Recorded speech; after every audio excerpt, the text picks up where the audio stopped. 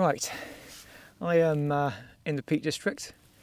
It's November, it's absolutely freezing, but it's really sunny. It's a glorious day, and I'm doing a well camp tonight, but I thought it'd be a perfect time to review a tent.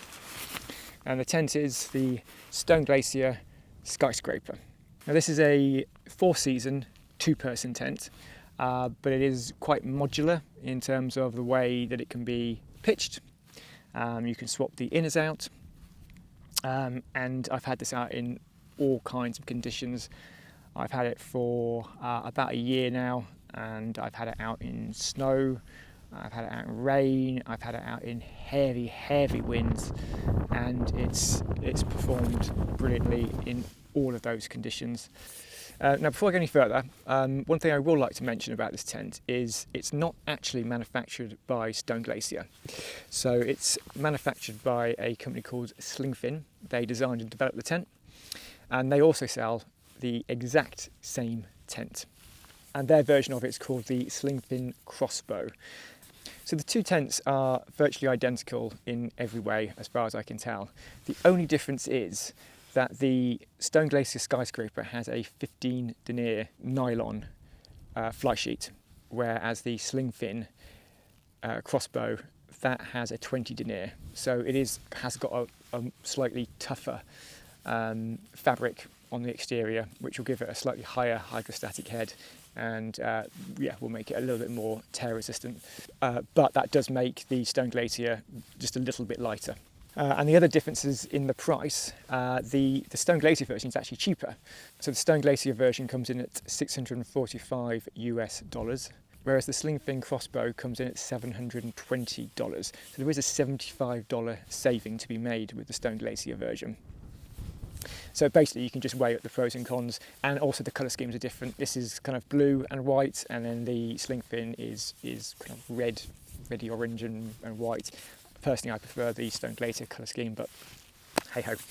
Right, so let's get pitching this tent, and then I'll go through, once it's set up, I'll go through how I set it up, the different setup options, and then we can go through the materials as well.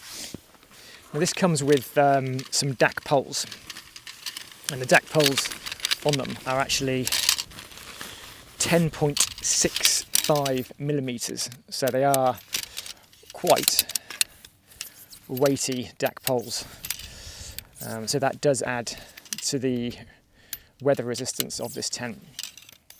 And you get 3 poles. These are the main poles. You've got 2 of those that cross over one another, and then you get this this pole which goes across the top of the tent to give it some stability. Now I always use a footprint with my tent.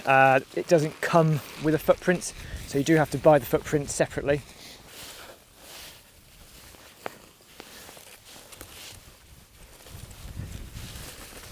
Now it does come with tent pegs. It comes with these tent pegs, which are okay. They're actually DAC tent pegs, but I actually prefer to use good old trusty ground hogs, and I've also got some carbon fibre stakes that I use to stake out the 4 corners, and then go out with these, and I just use these for other little bits, just to help secure the fly. Right, so there's multiple ways to pitch this tent. This is the, you want to call it the traditional way of pitching the tent. So you actually pitch it inner first. However, you can pitch this tent with the inner and the fly attached. So if it is raining, then yeah, you can attach pre-attach the fly to the inner and pitch it as one. So that's really good. So we've staked out all 4 corners of the inner of the tent, and now we need to take our tent poles and we're going to put them through something called the web truss. So the web truss is actually patented by SlingFin. There's this sleeve here, and you just feed the poles through the sleeve. And what it does is this attaches to the inner of the tent. So it's what gives this tent its real strength.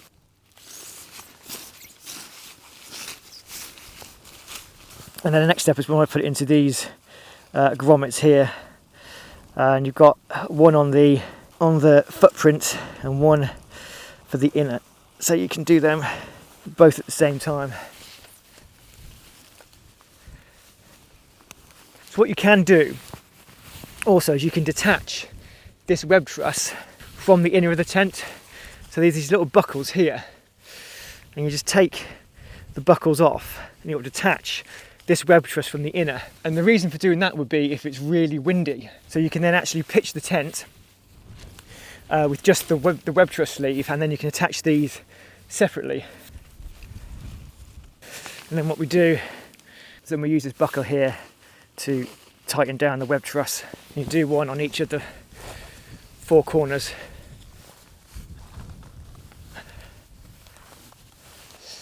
And then we attach the grey pole, slide it through at the top of the web truss,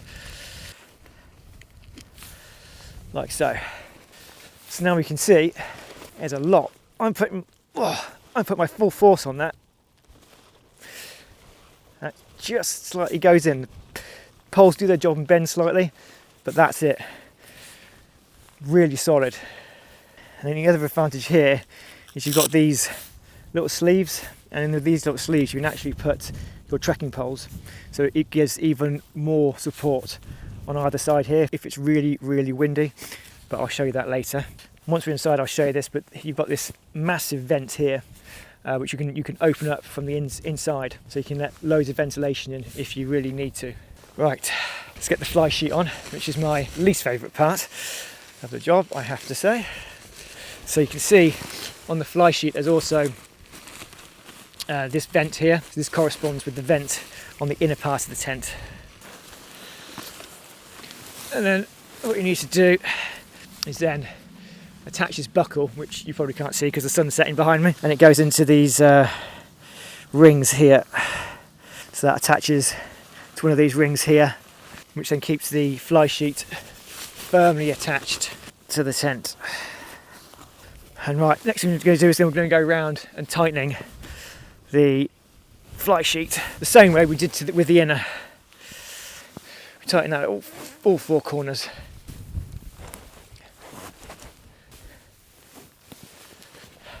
Right, the next thing we want to do before we stake it all out, so see at the top of here there's little rings that I need to attach to the buckles on each side, and we also do that on the inner. So there's these rings here, so that just attaches to there, and then you do that. There's a few of those on the tent here. So you just go around getting all those tightened up, so that really keeps the fly securely attached to the poles. Right, so that's all the tent attached, so now I've just got to guy it out. Now on each of the 4 corners you've got 2 guy ropes. Now you can stake these out separately if you wanted to, but the easiest way to do it is to actually stake them both with the same peg.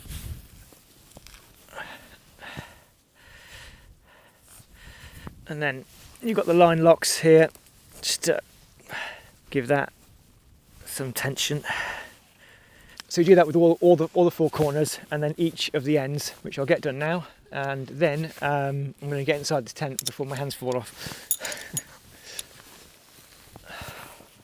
And there's also various points around the tent. You've got these attachments here, these loops here, so then you can just secure those down just to make it extra secure.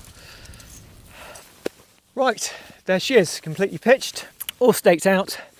So the next thing to do is to get inside before my hands drop off, and then what I'll do is I'll go through the features on the inside of the tent, and then we can talk about some of the fabrics of the tent, and then we can talk about some of the pros and cons. Whew, right, got all my down gear on, so a little bit warmer.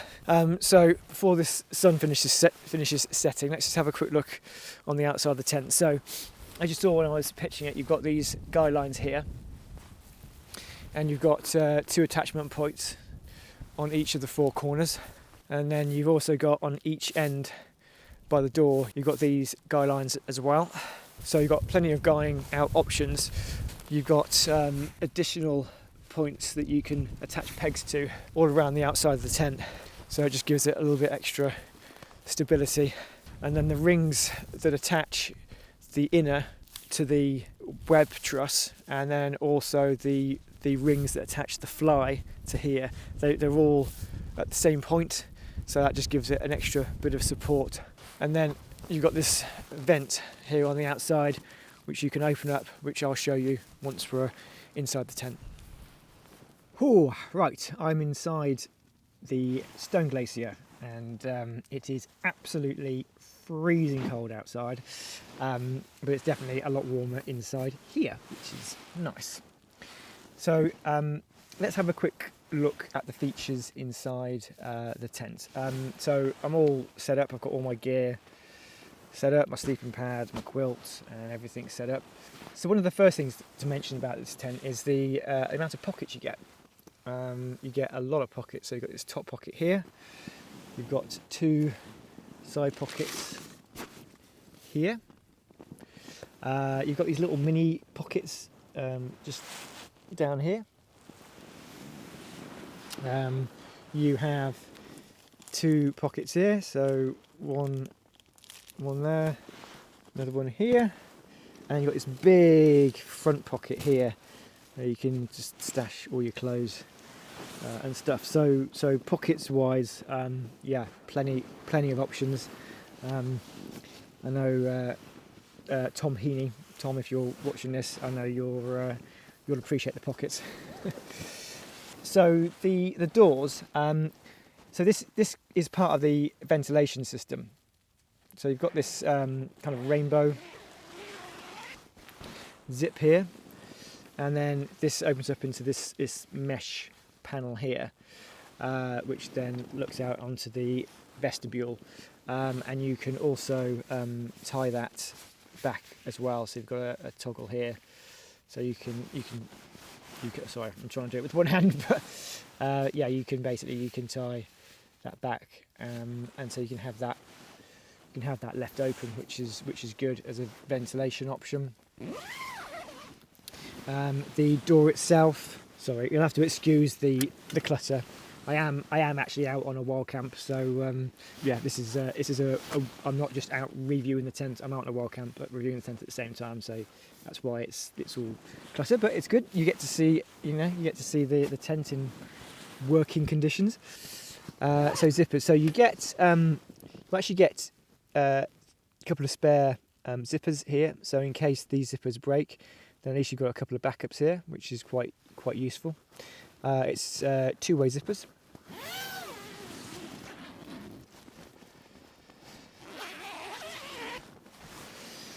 And then you can then obviously roll that back, and then that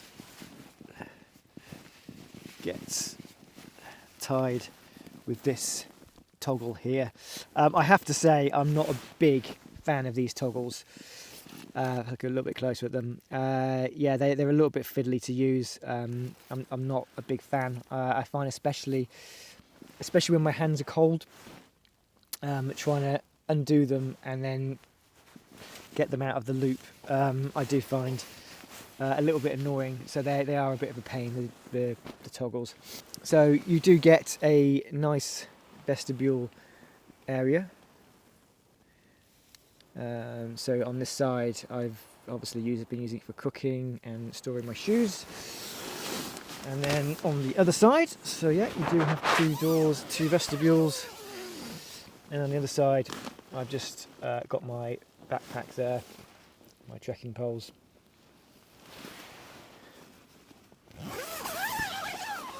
And then another thing to show you in here is the ventilation system. So this ventilation hole here, so the way this works here is you just give that a pull, and that opens that up, and then that opens up that part of the vent, and then you've got this here, you give that a pull, and that opens up to the outside. So as you can see now, you've got this bit here, you've got this bit open, and you can just leave it like that if you want to, and that allows some air in. just out here is the outer, and then what you can do is you can then pull the outer, and that then opens up, and that is then the outside. And then what you can do is you can then, so I'm trying to do this with one hand, you can then tighten that back up, which then acts as a bug mesh, so you can stop then the bugs coming in, but you get all the ventilation. And then if you don't want it, you just close it all back up. Another feature that you have is these tensioners here. So if it's really windy, you can tighten these up, which stops some of the flapping going on inside the tent. And you can also move them, so you can move them from this side of the tent to the other side of the tent as well.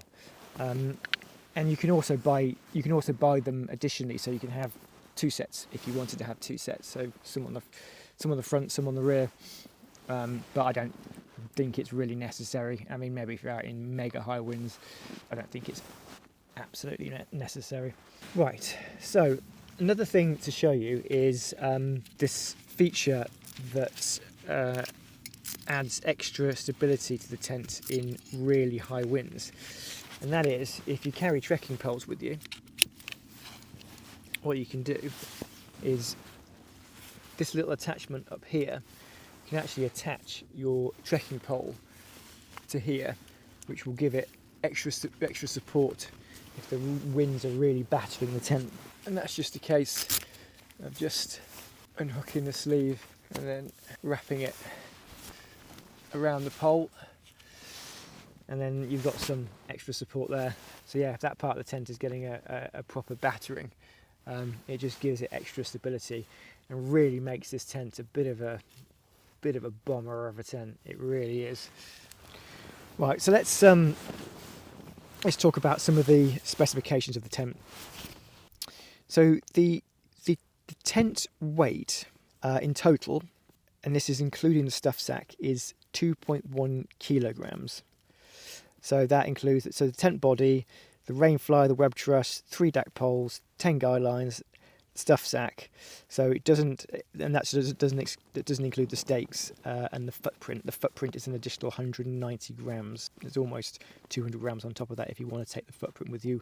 I personally do, but you don't have to. So at 2.1 kilograms for a 4-season tent, that's not bad. I mean, that's not bad. Obviously, there's compromises to be made in terms of the material, the thickness of the material, which won't suit everybody's needs, I don't think. For me, it's not a problem. If it is raining quite hard, obviously it's sil nylon. We know what happens with sil nylon when it gets wet. But I haven't had any major issues. If it gets really wet, I detach the outer from the inner, and then I put that on the outside of my my backpack to dry up if I'm using it for two nights in a row. The body fabric is 15D nylon ripstop. The door mesh fabric is 15D nylon no-see mesh. I have no idea what that means, but that's what it is. The floor fabric is 20D nylon ripstop silicone PE coated. The rainfly is 15D nylon ripstop silicone PU coated, and it has 3 DAC poles. All are 10.65 mil, so they are beefy poles. Okay, let's talk about the space you get in this tent. It's very spacious, there's no two ways about it. As you can see, I am sitting up and my head is not touching the roof. I am 5'10", and I'm actually sitting on a sleeping pad as well. So bags of head height here. The walls slope on either side, but not dramatically. I can fit head to foot no problems. Got space to the side, got space at the bottom, as you can see. The sleeping bag is barely touching the end of the tent. As you can see, there's absolutely loads and loads of room. So this is a 2-person tent. You can fit 2 wide sleeping pads side by side, but it does push the bathtub floor out a little bit. You can do it, but it is a bit of a squeeze. But yeah, there's absolutely ample space in here. For one person, it's an absolute palace. I've had 2 people in here a few times, and it's been absolutely fine. So yeah, that's definitely a plus for this tent for sure. Lots of good space. Right, I'm going to sign off here and going to see how I sleep in the Stone Glacier. I will report back tomorrow. We'll go through some of the pros and cons and whether I recommend buying this tent.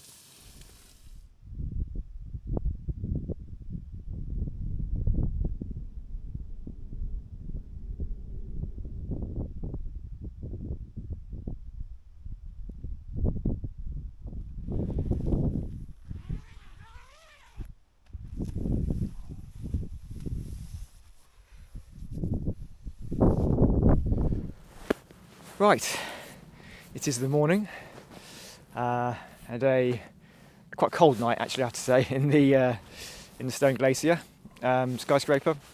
So I thought I'd just give you a quick kind of summary, a roundup of the tent, my thoughts of it, some pros and some cons. Let's start with the pros.